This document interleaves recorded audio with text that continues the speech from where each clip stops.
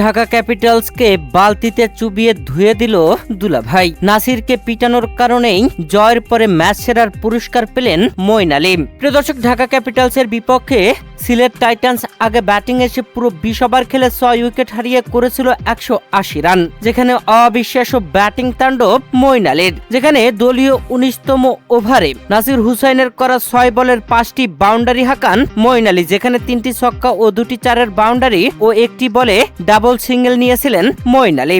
মোটে নাসিরের করা এই ওভারে 28 রান নিয়েছিল মঈন আলী। প্রিয় দর্শক, পুরো 20 ওভার খেলে 181 রান টার্গেট দেয় ঢাকা ক্যাপিটালসকে। আর সিলেট টাইটান্সের দেওয়া 181 রানের টার্গেটে ব্যাট করতে নেমে ঢাকা ক্যাপিটালস পুরো 20 ওভার খেলে 8 উইকেট হারিয়ে করে 160 রান। 20 রানের দুর্দান্ত জয় তুলে নিয়েছে সিলেট টাইটান্স, যেখানে এই ম্যাচে বাজ পাখির মতো উড়ে গিয়ে একটি অবিশ্বাস্য ক্যাচ ধরেছেন ইথান ব্রুকস। যেখানে ঢাকা ক্যাপিটালসের ব্যাটিং ইনিংসের 9তম ওভারে বল করছিলেন মঈন আলী। মঈন আলীর করা 5ম বলটি সজোরে বাড়ি মারেন শামীম হোসেন পাটোয়ারি। সীমানার কাছে চলে যায় আর সেখানে দৌড়ে গিয়ে দুর্দান্তভাবে বলটি তালুবদ্ধ করে নেন ইথান ব্রুকস। তবে নিজেকে আটকাতে পারছিলেন না, চলে যাচ্ছিলেন সীমানার বাইরে।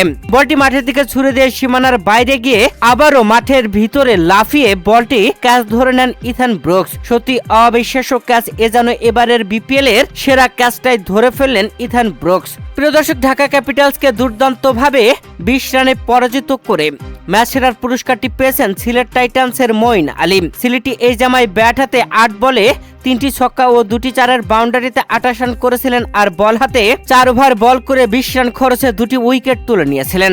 তাই তো ম্যাচ শেষে পেয়েছেন ম্যান অব দ্য ম্যাচের লাখ টাকা পুরস্কার। আর ঢাকা ক্যাপিটালসের বিপক্ষে এমন দুর্দান্ত জয়ের পর সিলেট টাইটান্স তাদের অফিসিয়াল ফেসবুক পেজে একটি পোস্ট করেছে, যেখানে দেখা যাচ্ছে মঈন আলী ঢাকা ক্যাপিটালসের জার্সিকে ধুয়ে দিচ্ছেন আর ক্যাপশনে লেখা দুলাভাই ধুয়ে দিচ্ছেন। এরপরে লাভ ইমোজি যোগ করে দিয়েছেন তারা।